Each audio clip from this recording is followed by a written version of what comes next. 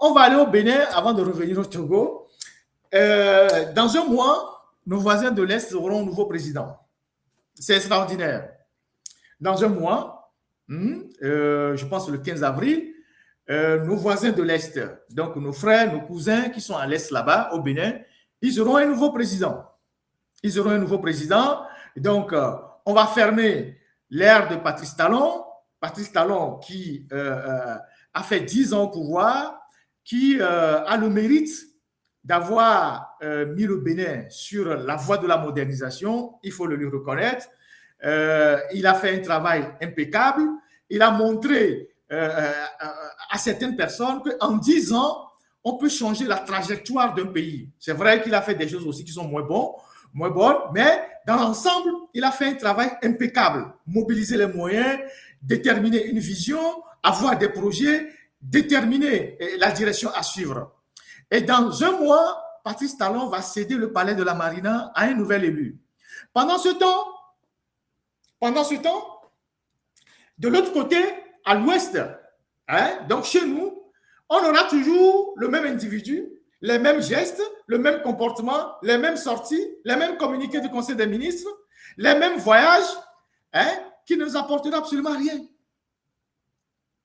Donc, au Bénin, il y aura un nouveau président dans un mois. Et un président encore plus jeune, plus compétent. Parce que si, comment l'appelle-t-on, Romuald Ouadani, qui a lancé son projet de société hier, que ceux qui étaient branchés ont suivi, arrive à gagner cette élection-là, et il est fort probable qu'il gagne les élections-là, le Bénin aura à sa tête non seulement quelqu'un qui s'est déjà exercé aux côtés de Patrice Talon, mais un jeune très brillant.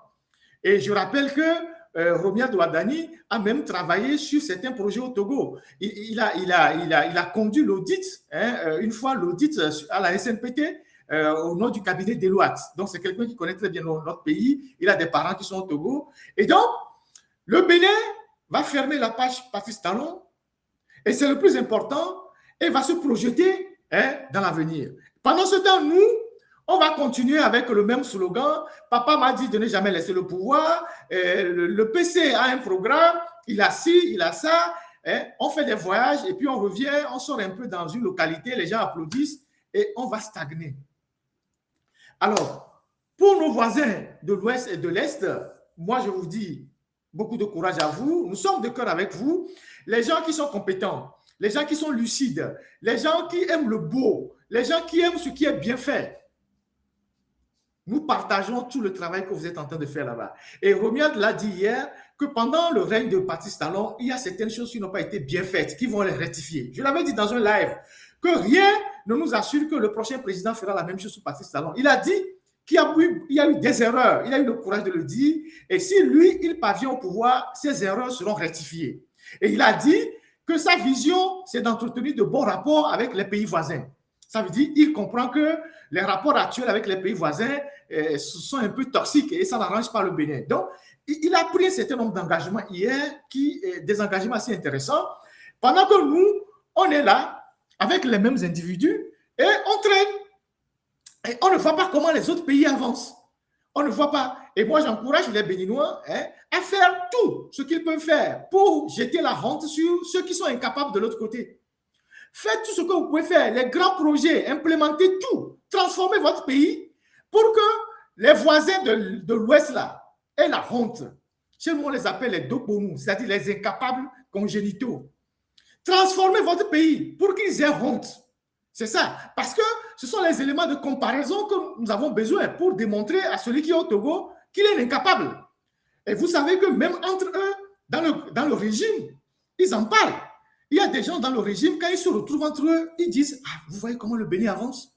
Je vous assure, des ministres, des gens de la famille présidentielle, des officiers, quand ils se retrouvent entre eux, ils se parlent entre eux. Ils disent « Ah, vous voyez le Bénin ?» Bon, le Ghana, on savait depuis que le Ghana est parti. Vous voyez comment le Bénin fait des merveilles? Ils disent entre eux. Ça veut dire qu'ils sont conscients que le Togo est un État qui est en faillite, qui n'a plus qui n'avance pas, qui recule. Donc eux-mêmes, ils disent ça entre eux, puisque leurs enfants vont le week-end au Bénin, leurs femmes vont le week-end au Bénin. C'est ça. Donc, ils voient le développement là-bas. Pendant ce temps, chez nous, le temps s'est arrêté. Donc, beaucoup de courage à nos frères. Nous sommes de cœur avec vous. Faites une très bonne campagne. Et vous allez voir que j'arrive. Parlant des infrastructures, Patrice Talon, je disais tantôt qu'il est celui qui a jeté les bases d'une modernisation du pays en moins de 10 ans. Et l'un des projets phares qu'il est en train de piloter, qui va bientôt, c'est la Cité de la Défense. Vous allez voir les images. C'est-à-dire, il est en train de construire tout un quartier général pour les forces armées béninoises, la Cité de la Défense. Il y aura le ministère de la Défense, il y aura les services spécialisés, il y aura un peu de tout dans cette Cité de la Défense-là, au Bénin. Sans oublier tout ce qu'il a déjà eu à construire, les quartiers administratifs qu'il a reconstruits, tout sur l'ensemble du territoire. Mais quand vous arrivez au Togo, ça c'est le quartier de la Défense, ça c'est la Cité de la Défense au Bénin. Quand vous revenez au Togo, c'est un désert d'infrastructures. Le ministre Robert Doucet, le plus souverainiste des ministres de Faure Gnassingbé, a beau tenir des discours sur les tribunes, en parlant de souveraineté de l'Afrique, en parlant de ci, en parlant de ça, l'Afrique doit se respecter. Son ministère est dans un bâtiment colonial. C'est le bâtiment allemand, depuis 100 ans. C'est-à-dire, le ministère des Affaires étrangères au Togo, qui doit être le symbole de la souveraineté togolaise, qui doit être le symbole de la souveraineté dont le ministre parle.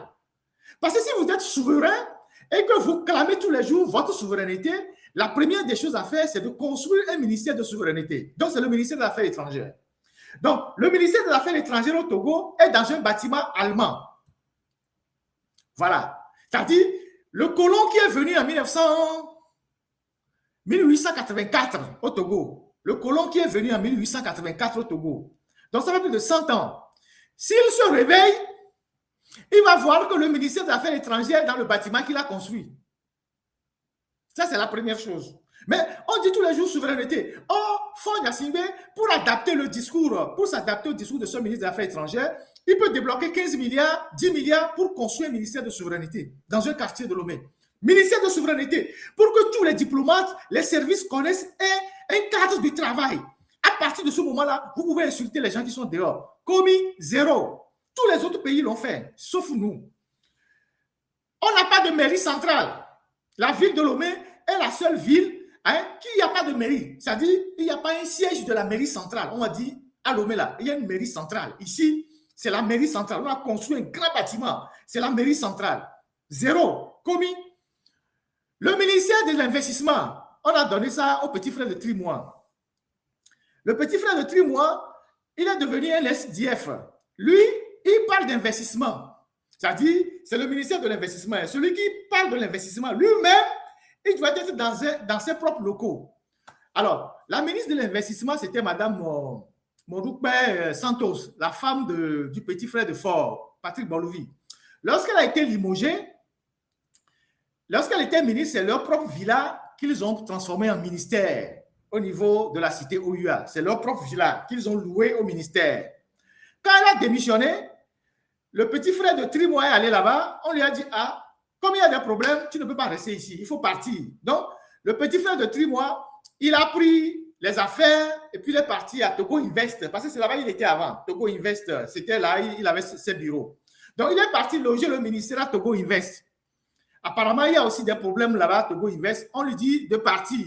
Donc, il est reparti. Je ne sais pas où est-ce que son ministère est maintenant. Il doit être en train de se chercher dans la nature. Et c'est ce ministère qui est créé pour faciliter l'investissement. C'est-à-dire, le ministère de l'investissement lui-même n'a pas ses propres locaux. Et ça, c'est sous Faure Gnassingbé. Le ministère qui doit s'occuper de l'investissement est un ministère qui part chaque deux mois, il déménage. C'est-à-dire, c'est un SDF. Et c'est ça le Togo de Faure Gnassingbé. Vous imaginez? C'est un ministère qui est dans la nature. Vous imaginez? Et c'est ça le Togo. Et donc, le Bénin a fait énormément d'efforts. Au Togo, on parle de souveraineté. On est même incapable de construire des bâtiments qui reflètent notre propre souveraineté. Et on fait des discours, on se promène, on fait des discours, on fait des discours. Et ça, c'est l'image même d'un pays qui est totalement catastrophique. Donc, voilà. Donc, bon courage à nos frères béninois. Nous sommes de cœur avec vous. Soyez vigilants. Les gens qui vous envient là, les deux pour nous là, ils vont essayer de perturber vos élections. mais restez vraiment sur vos gardes.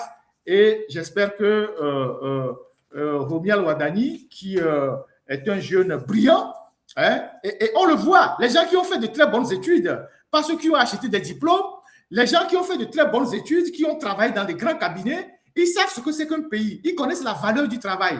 Quand on leur donne des responsabilités, c'est des gens qui travaillent.